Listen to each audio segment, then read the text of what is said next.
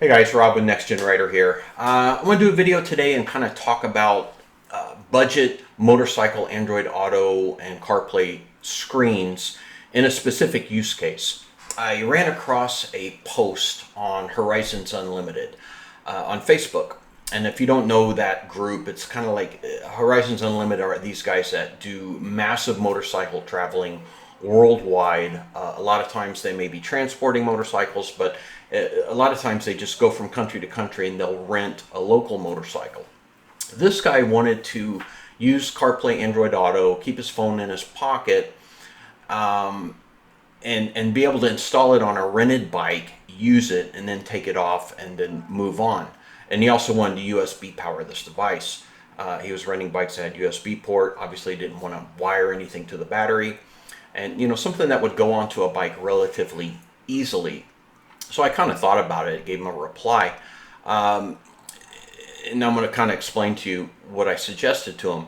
Another thing, he talked about budget for a device like this. He was kind of concerned about whether devices that you buy at like $100 price range, $150, offered any reliability, and then talk about the pricing of the marketed products that we see, like the Chiggies, the CarPlay Rides, AOG, etc.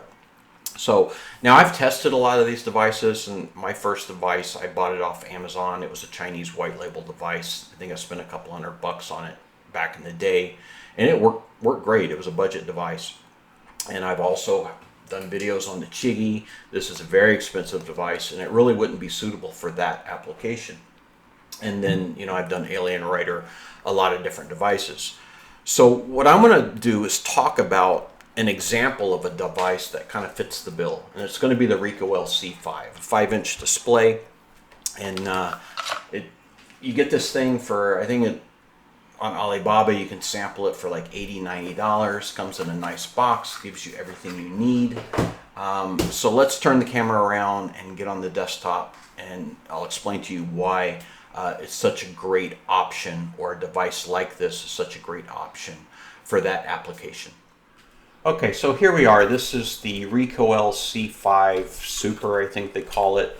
So now what's cool about this is it comes with a standard 1-inch RAM ball on the back of the device.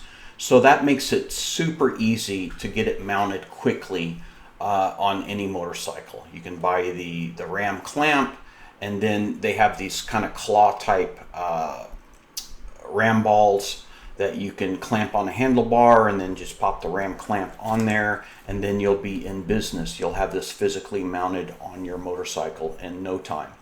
Another thing with the C5 is this unit is actually detachable from the mount. So you have a little tab here, you'll lift it, and then the device will pop out, and you can just take it away, and this will remain on the motorcycle. So a little extra flexibility there with this unit. But there's loads of units out there that you can either buy with a 1-inch ball, or they're very easy to convert. You just find a ball mount and mount it to the back. What's key is to make sure that it's USB powered to get it onto a bike that you're going to use temporarily, like a rental or something. So what we'll do is we'll go ahead and plug this in and get it powered up. And I'll just kind of demo it real quick. So it powers up. This is going to be a very basic unit. It is available with TPMS, but for an application like that, if you want to move TPMS sensors onto a rental bike, you could definitely do that. It's a little bit more work, and it's set up for TPMS. So it's connected to my iPhone. So we'll go into Maps and kind of show that real quick.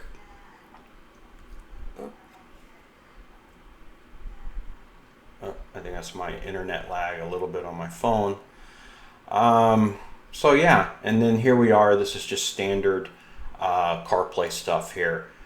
Go in and check our weather, see what's going on.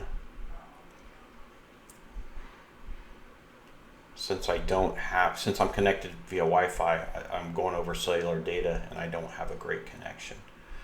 So anyway, there you have it.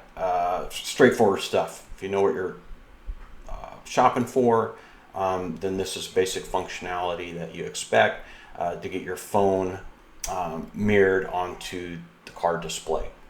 So we will exit out of here. We'll go home. We got link settings to make the connection. You got Bluetooth. We have some basic settings here for languages. It's a very basic device. But this thing's only going to cost you like, I think you can get it to your door in the US for like $100. So it's very, very cheap. And it works good. So let me show you on the quick release. It does have a little screw here that you can kind of screw in.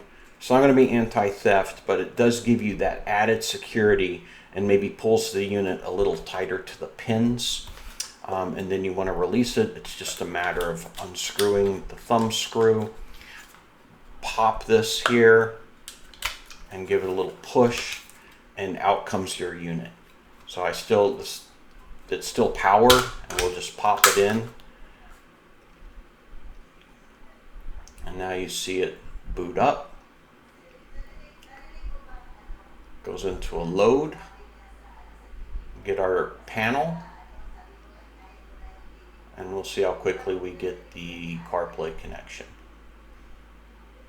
There we go. So for that application with the USB power option, very inexpensive device, and delivered with the 1-inch ball mount, it really becomes a great little unit to move from bike to bike easily and get it set up and get it on your way if that's your particular use case. They do offer a 7-inch. It's going to be a bit more money. I have a 7-inch screen from Recoil. I'll kind of give you a quick look at it.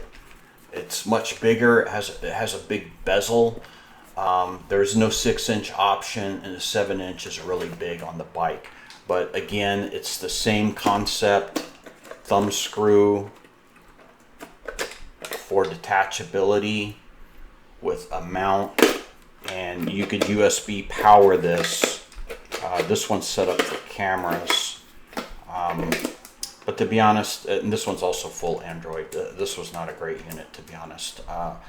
You know, the workmanship, the quality of the device is okay. Here's the USB power. It works, but I wasn't super happy with it with regards to camera quality and this big bezel. But it's an okay unit. Nothing wrong with it. I wouldn't go with the Android version. I would go with the Linux version. So anyway, there you have it. Kind of a quick video talking about the this use case and some economical options to get a inexpensive motorcycle CarPlay Android Auto device on a bike, on and off a bike, quickly and easily. Thanks for watching.